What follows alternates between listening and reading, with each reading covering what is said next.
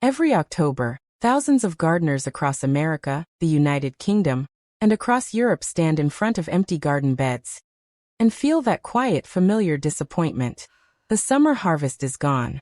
The shelves aren't as full as they hoped, and somewhere in the back of their mind, they're already calculating how long they'll have to wait until next spring. They start doing that mental math, 6 months, maybe 7, before they can walk out into their garden and actually pull something fresh from the ground again. And what makes that feeling even harder is that most of these gardeners worked incredibly hard in spring.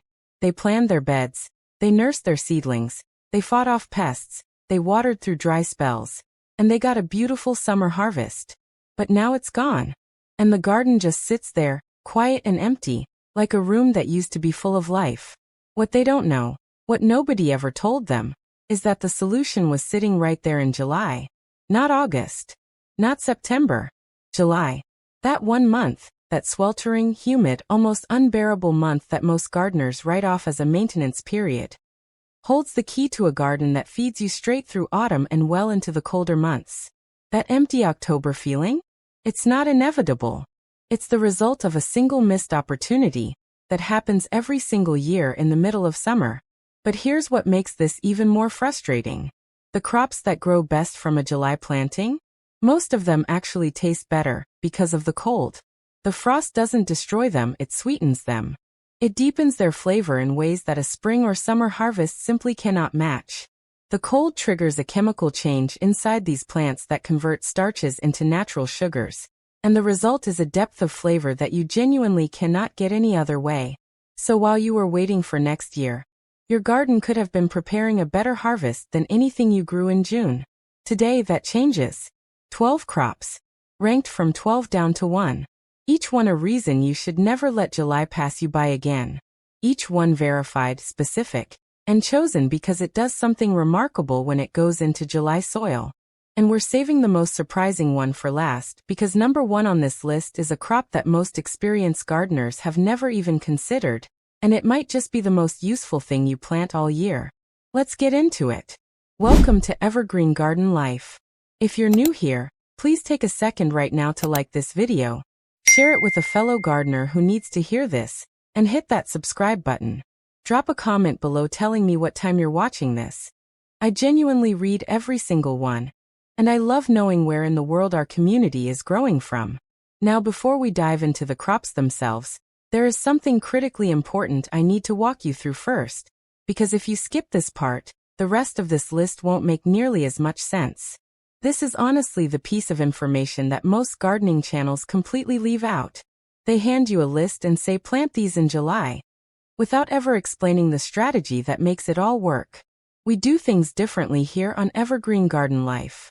You're not just going to get a list today, you're going to understand why the list works. And that understanding is going to make you a fundamentally better gardener. July is not just another month in the garden. It is a second launch pad. Think about it this way. By the time July arrives, your soil has been warming up for months. It's loose, it's biologically active, and it is primed for germination in a way that your cold, compacted March soil simply isn't. Seeds that you push into July soil don't sit there waiting and wondering whether conditions are right. They get to work almost immediately. That warmth is actually one of your single biggest advantages as a gardener. And most people are walking right past it every single year without even realizing what they're leaving on the table. But here is the framework you absolutely need before you plant a single thing in July. You need to know your first frost date. That is the anchor point of your entire July planting strategy, and without it you are essentially gardening blind. Everything you plant in July is a countdown. You are working backward from that frost date to figure out which crops have enough time to fully mature before the cold arrives. Once you know that date, you subtract the number of days a crop needs to reach harvest, and that calculation tells you whether you have enough of a growing window. This is not complicated. It is simple arithmetic that takes about 5 minutes. And it is the single most powerful thing you can do before you put anything in the ground in July. Gardeners who do this calculation thrive in autumn. Gardeners who skip it guess, and guessing in July costs you an entire season. Now here is another layer that most people completely miss. July is not one planting window, it is 3. Early July, mid-July, and late July each carry genuinely different planting opportunities, and treating them as one big window is one of the most common mistakes I see home gardeners make. Some crops need to go into the ground during that very first week of July, or they simply will not have enough time to mature before frost. Others are perfectly fine going in during the final week of the month. As we go through this countdown, I will be telling you not just what to plant, but exactly when within July to get it in the ground. That level of precision is what is going to set your fall garden apart from anything you have grown before. And there is one more thing I need you to hear before we start the countdown, because this step gets skipped constantly, and it quietly sabotages July gardens all over the world. If your beds have already had a spring or early summer crop growing in them, and most of them have, do not just yank those plants out and immediately push new seeds into that same soil. Your soil has been working incredibly hard. It has fed an entire crop from germination all the way through to harvest. It is depleted. The nutrients that your spring plants used to build themselves have been pulled out of the ground and transferred into the food you ate. If you plant directly into that exhausted soil, your July crops will struggle from the very first day. Before you plant anything new, turn that soil over, break up any compacted areas, and mix in a generous layer of compost. Then add a balanced fertilizer to replace the specific nutrients that crops pull most heavily. Nitrogen for leafy growth, phosphorus for root development, potassium for overall plant strength. You are essentially recharging the bed, giving it back the energy the previous crop consumed. This one step alone will dramatically change the performance of everything you plant this July. Think of it as resetting the engine before you start the next race. Now let's get into the countdown. Starting at number 12, Swiss chard. Now if you have never grown Swiss chard before, July is honestly the perfect time to start, and here's why it earns its place on this list. Swiss chard is one of those rare plants that performs well in both warm and cool conditions, which makes it uniquely suited to a July planting that transitions into an autumn harvest. While other leafy greens are struggling in the summer heat, Swiss chard is quietly growing, building strength, and preparing to really shine once the temperature drops. It is a cut-and-come-again crop, which means you harvest the outer leaves and the center of the plant keeps producing new ones. One planting in July can keep feeding you continuously well into November, and in many climates beyond. The stems come in deep red, vibrant yellow, and bright orange, which means it also adds genuine visual life to your garden at a time of year when most beds are starting to look bare and uninspiring. Planted in early to mid-July, keep the soil consistently moist during the first few weeks while it establishes its root system, and then step back and let it work. Swiss chard is low drama and high reward, exactly what a July garden needs. Number 11. Spinach, but specifically heat-tolerant varieties like Bloomsdale. Now a lot of gardeners hear spinach in July and immediately dismiss the idea, because their experience with standard spinach in summer has been nothing short of disappointing. Regular spinach bolts fast in heat.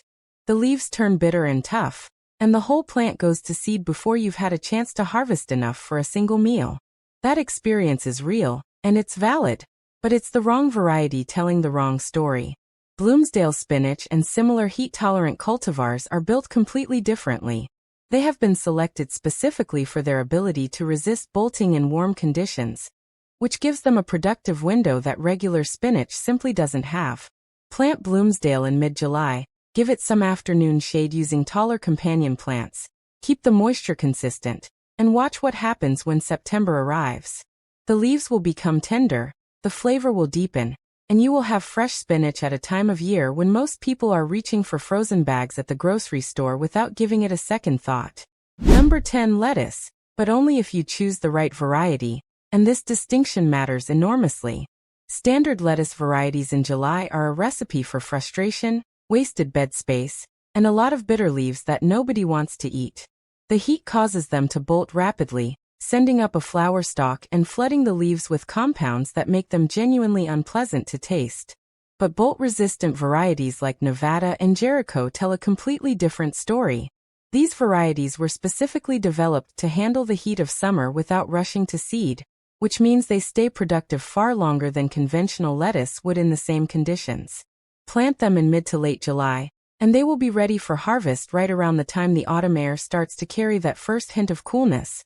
which is also when lettuce flavor is at its absolute best. One practical note. Wherever you position your lettuce in the garden, make sure taller plants are nearby to cast some afternoon shade over it. That natural shade can add weeks of productive life to your lettuce planting, and is one of the simplest and most effective tricks in the July gardening toolkit. Number 9. Fennel. This is genuinely one that surprises most people when they discover it belongs in a July garden. And that surprise is part of why it made this list. Fennel is fundamentally a cool season crop. It develops its best flavor and its characteristic bulb in cool autumn conditions. But here is the part most people don't realize. Fennel needs a significant head start to develop properly, and warm July soil gives it that head start in a way that a September planting simply cannot.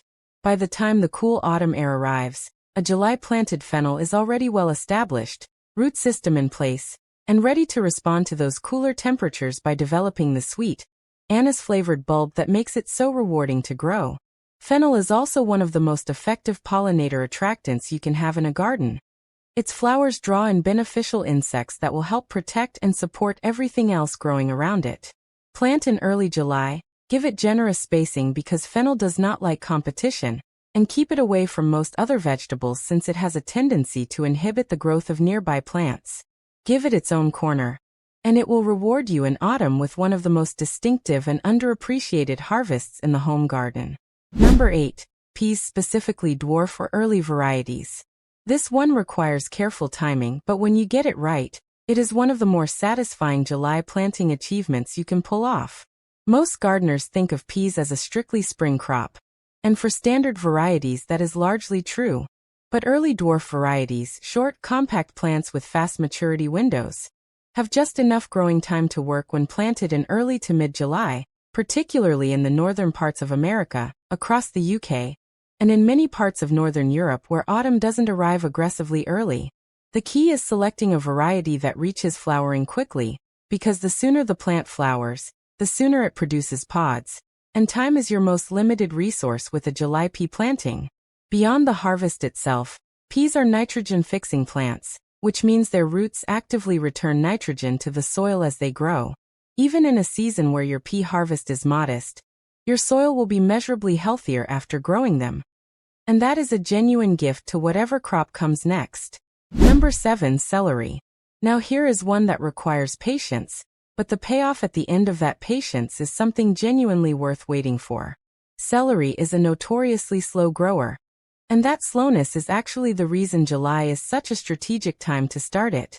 A July start means celery spends its entire development window transitioning from summer warmth into autumn cool. And that gradual temperature shift is precisely what gives celery its characteristic crunch, its deep flavor, and the firm, satisfying stalks that make homegrown celery so far superior to anything you find in a store. The critical care requirement for celery is consistent moisture. Its roots are shallow and do not cope well with dry soil, so mulching around the base of the plant is absolutely essential. Not optional, essential. Keep those roots cool and moist, protect them from the extremes of July heat. And by the time October arrives you will have celery with a flavor and texture that genuinely surprises people who assume all celery tastes the same. Number 6. Mizuna. If you are hearing this name for the first time right now, you are exactly the kind of gardener this video was made for. Mizuna is a Japanese mustard green that has been quietly gaining recognition among experienced home gardeners across Europe and America as one of the most reliable, most productive, and most visually beautiful crops you can grow in the summer to fall transition window. It has a mild, slightly peppery flavor that sits somewhere between arugula and spinach, but unlike arugula, it handles July heat with remarkable composure. The leaves are deeply cut and feathery, almost decorative in appearance, and the plant grows quickly enough that you can be harvesting within a few weeks of planting. It works in salads, in stir-fries, in soups, and as a raw garnish. Plant in mid-July under the shade of taller companion plants. Keep the soil consistently moist, and within weeks you will be harvesting a green that most of your friends and family will ask about, because they have never tasted anything quite like it, and they will want to know exactly what it is. And here is something I want to pause on for just a moment, because we are now halfway through this countdown, and I want to make sure you are getting everything this video has to offer. If you have been watching this far, and you have not yet subscribed to Evergreen Garden Life, I want you to think about what you would have missed if you had clicked away at the beginning. The Mizuna tip alone. A crop that produces fresh greens in conditions where most leafy vegetables fail, is the kind of specific, actionable information that most gardening channels never go near. We have 6 more crops to cover, and the information only gets more valuable from here. If you leave this video without subscribing, the next piece of information that could transform your garden will come and go without you. Hit that subscribe button right now. You owe it to your garden. Number 5, Rutabaga. This is one of the most underestimated root vegetables in the modern home garden. And it sits at number 5 on this list because of one quality that is almost too good to believe until you experience it yourself. When frost hits a rutabaga that is already in the ground, the cold triggers a conversion of starches inside the root into natural sugars. The flavor that results sweet, rich, complex, with an earthy depth that is unlike any other root vegetable, is only possible because of that frost exposure. A spring-planted rutabaga that you harvest in summer is a completely different eating experience from a July-planted rutabaga that has been kissed by October frost. The July planting is measurably, noticeably, dramatically better. Rutabaga needs roughly 90 days to reach full maturity, which makes early July the ideal planting window in most parts of America and the UK. And here is one more practical advantage. Rutabaga stores exceptionally well in the ground even after frost, meaning you can leave it there and harvest on your own schedule rather than scrambling to beat the weather. Number 4, parsnips. If rutabaga is underestimated, parsnips are practically invisible in most modern gardening conversations. And that is a genuine shame that this video is going to do something about right now. Parsnips are one of the oldest cultivated root vegetables in European and American gardening history. For generations, centuries in fact, gardeners in the UK, across northern Europe, and throughout the American colonies relied on parsnips as a fundamental winter food source precisely because of one characteristic. They get better the colder it gets. Like rutabaga, the frost-sweetening effect in parsnips is dramatic and real.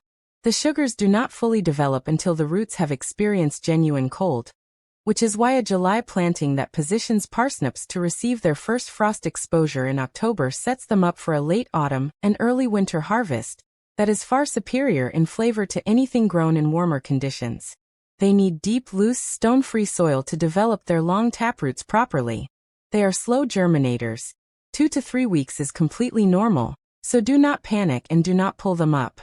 Once they are growing, parsnips are some of the most low-maintenance, high-reward crops you can have in a garden. Number 3, garlic.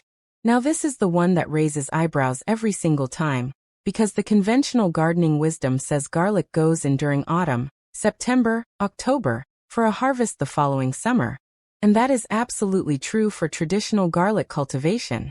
But there is a specific strategic reason to plant garlic in July that most home gardeners have never considered. And it produces results that autumn-planted garlic simply cannot match in certain climates. July-planted garlic uses the remaining warm weeks of summer to establish a strong, deep root system before the cold arrives. That root development gives the plant a head start that translates into more vigorous growth in spring, larger bulb development, and in the milder climates of the American South, coastal California, and the southern regions of the UK and Europe, a harvestable crop on a faster and more productive timeline. Market gardeners in these regions use this technique quietly and consistently. Home gardeners almost never hear about it. Now you have. Number 2, sweet potatoes. This is where the countdown shifts into a genuinely different level of excitement, because sweet potatoes are one of those crops that feels counterintuitive for a July planting, and yet turns out to be absolutely perfect for exactly that window. Sweet potatoes are not grown from seeds, they are grown from slips, which are small rooted shoots taken from a mature sweet potato. And slips planted into warm July soil respond with an enthusiasm that is remarkable to watch. They establish quickly, they spread across the ground in wide, leafy vines that cover and protect the soil. They naturally suppress weeds without any intervention from you. And they build their underground harvest steadily through the warmth of late summer. By the time autumn arrives and you pull those vines back and dig into the soil, what you find is one of the most satisfying harvests a home gardener can experience. Large, sweet, nutritious roots that store beautifully for months.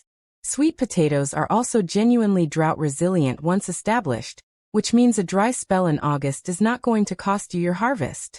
If you are going to commit to one warm season crop in July, make it sweet potatoes. And finally, the moment this entire video has been building toward, number 1, Malabar spinach. If there is one crop on this entire countdown that genuinely changes the way you think about July gardening, it is this one. And I want to be clear about something before I describe it. Malabar spinach is not related to regular spinach in any way. It is a completely different plant, a heat-loving, climbing vine that originates from tropical regions of Asia and Africa, and has been grown across parts of Europe and America by gardeners who know exactly what they have on their hands. Here is what makes Malabar spinach so remarkable. While every other leafy green on this list needs some degree of protection from July heat, shade cloth, companion planting, careful moisture management, Malabar spinach needs none of that. It thrives in heat. It climbs trellises and fences with genuine vigor, producing thick, glossy, deep green leaves continuously throughout summer and well into autumn. It does not bolt. It does not turn bitter. It simply keeps producing week after week, right up until the first hard frost arrives and the season genuinely ends. The leaves are rich in vitamins A and C. They have a satisfying texture that holds up beautifully in cooked dishes. And the plant itself is one of the most visually striking things you can have growing in a summer garden. But the deepest reason Malabar spinach sits at number 1 has nothing to do with nutrition or visual appeal. It sits at number 1 because it solves the single most frustrating problem in the July garden: the absence of fresh, productive leafy greens, in a way that no other crop on this list can match. While everything else is struggling with heat or requiring careful management, Malabar spinach is simply growing, producing, delivering, and almost nobody in mainstream home gardening circles talks about it.